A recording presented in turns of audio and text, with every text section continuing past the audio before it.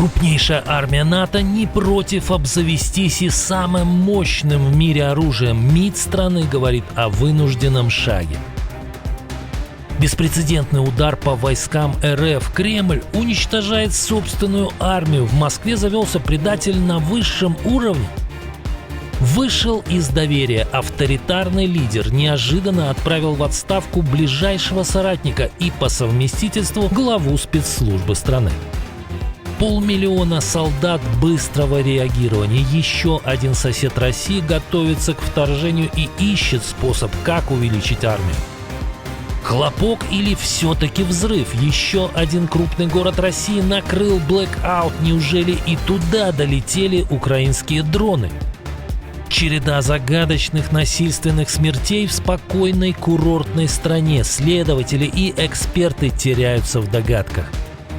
Самое страшное позади – хорошая новость на фоне Холодомора. Об этих и других событиях к утру среды 11 февраля. Все, что действительно важно сегодня. Новости Нехта. Украина, Россия, Беларусь и мир. Раньше других. А сейчас очень важная новость, которая пришла буквально только что. Чтобы не произошло так, обязательно подключите NextVPN, ведь блокировать будут в самый важный момент. Руководство еще одной страны задумалось о создании своего оружия возмездия. В Турции впервые публично допустили вступление в ядерную гонку. Об этом обмолвился министр иностранных дел страны Хакан Фидан в эфире CNN Türk. Честно говоря, мы не хотим видеть в регионе драматические изменения, которые могут нарушить текущий баланс сил. Это может подтолкнуть страны, например, имеющие проблемные вопросы с Ираном, к стремлению обзавестись ядерным оружием. И тогда нам, вероятно, придется невольно присоединиться к этому соревнованию. Фидан напомнил, что Турция с 1980 года участвует в договоре о нераспространении ядерного оружия, но назвал договор несправедливым.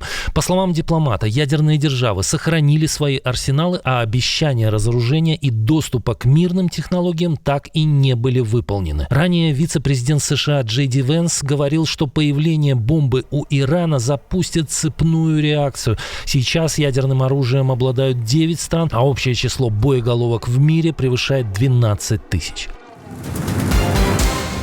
После того, как Илон Маск лишил российских солдат доступа к Старлинку, по захватчикам нанесен еще один мощный удар. Причем удар в спину. Кремль причинил вред собственной армии. Военные и Z-пропагандисты паникуют и заявляют, власти начали замедлять Telegram, и это бьет по управлению войсками. Российские военкоры пишут, что значительная часть фронтовой связи держалась именно на этом мессенджере. Через него передавали приказы, координаты и вели взаимодействие между подразделениями. Теперь вместо этого хаос. Но генерал Гурулев заявил, что так власти борются с Североатлантическим альянсом. Наверное, защита информации – это одна из составных частей борьбы между нами и странами НАТО.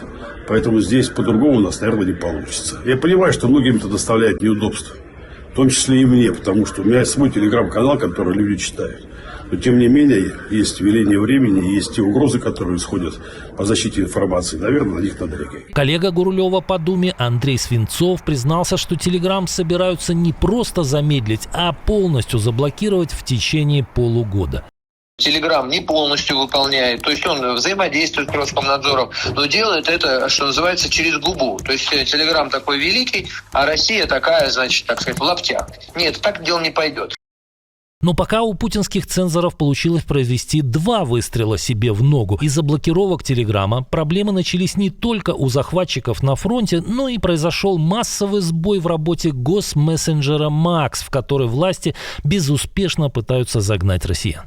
Россия ограничивает доступ к Telegram, пытаясь заставить своих граждан перейти на контролируемое государством приложение, созданное для слежки и политической цензуры. Ограничение свободы граждан никогда не является правильным решением. Telegram выступает за свободу слова и конфиденциальность, независимо от давления.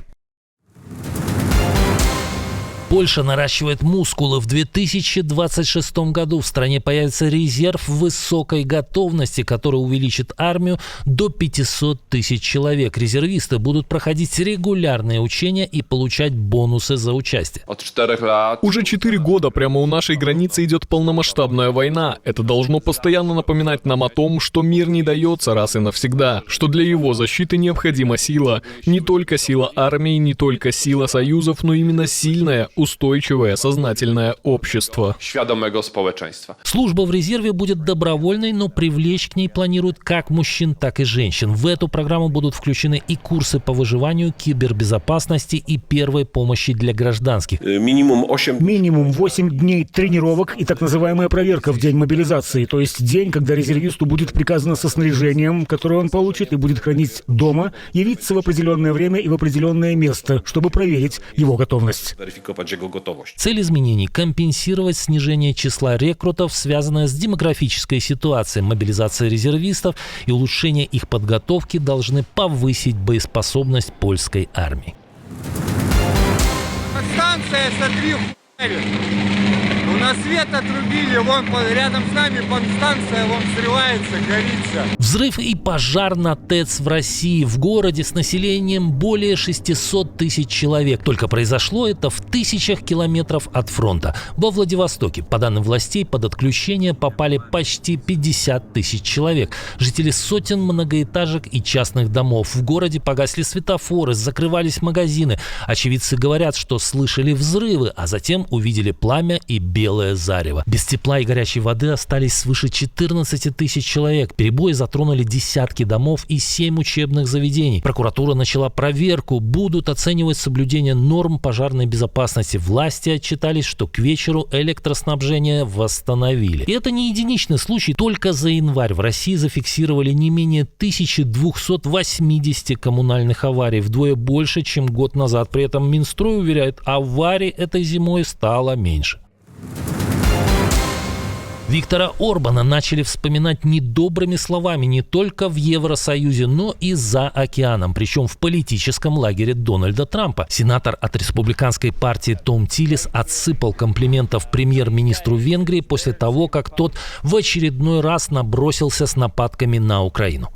Печально, что Орбан явно предпочитает быть марионеткой Путина, а не другом НАТО. Это то, над чем следует задуматься венгерскому народу, когда они отправятся на выборы этой весной. Сенатор от Северной Каролины Том Тилис – это представитель старой доброй республиканской партии, какой мы ее когда-то знали. Политик последовательно поддерживает Киев, а Путина называет раковой опухолью. Неожиданный раскол в верхах, и это в стране, которая недавно уверенно свернула на путь авторитаризма. В Кыргызстане отправили в отставку одного из самых влиятельных силовиков страны. Президент Садыр Жапаров уволил Камчыбека Ташиева с постов главы Госкомитета нацбезопасности и вице-премьера. Причины официально не называются. Указ ссылается лишь на право президента принимать такие решения по собственной инициативе. Однако объяснение все же прозвучало. Пресс-секретарь Жапарова передал его слова. Решение принято в интересах государства, чтобы не допустить раскола в обществе и внутри власти, и наоборот укрепить единство. Исполняющим обязанности главы ГКНБ назначен Жумгалбек Шабданбеков. Его кандидатуру уже внесли в парламент на согласование. Ташиев возглавлял ГКНБ с октября 2020 года и считался ближайшим соратником Жапарова и одним из главных тяжеловесов режима. За это время спецслужбы задерживали оппозиционных политиков, бизнесменов и журналистов. Власти называли это наведением порядка. Каждого из вас отправят в тюрьму. Отставка произошла на фоне разговоров о досрочных президентских выборах. На прошлой неделе Жапарову направили публичное обращение с призывом к их проведению. Администрация президента пока хранит молчание.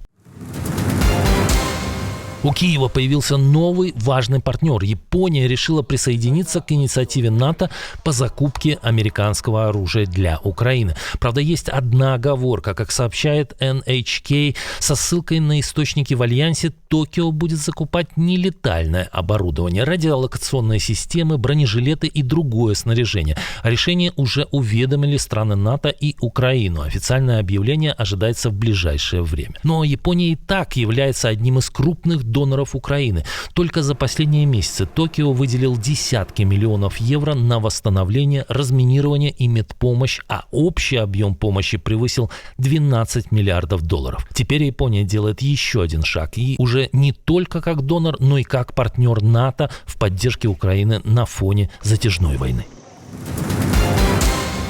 В Болгарии расследуют серию загадочных смертей, произошедших в начале февраля. Сначала на турбазе были найдены 3 трупа с огнестрельными ранениями, а через неделю в автодоме тела еще 3, которых считали подозреваемыми в убийстве первой тройки. В момент смерти один из погибших отправил своей матери загадочное прощальное сообщение. Причины трагедии пока не ясны, среди версий от сети педофилов до массового убийства. Из обоих расследований мы можем сделать вывод, что одна из основных версий, над которой мы работаем, это убийство с последующим самоубийством и самоубийство.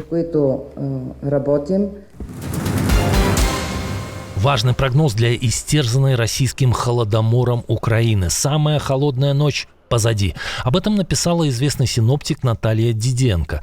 Уже с 12 февраля в стране начнется потепление. В ночь с 11 на 12 февраля температура еще будет варьироваться от -1 на западе и юге до -18 на юго-востоке. Но днем в четверг столбики термометров поднимутся даже до +5. А в западных областях возможен мокрый снег. Синоптик предупредила, что с потеплением лед на дорогах и тротуарах начнет таять, а сосульки будут свисать с крыш. Также она напомнила, что перемена погоды может повлиять на здоровье метеочувствительных людей. Когда Украина может стать членом ЕС? Какие предложения Москвы игнорирует Белый дом? Как бывшие союзники Путина пытаются от него дистанцироваться? Где дома ходили ходуном после объявления ракетной опасности? Об этом мы рассказывали вам в прошлом выпуске. Посмотрите, если не видели. Увидимся уже вечером.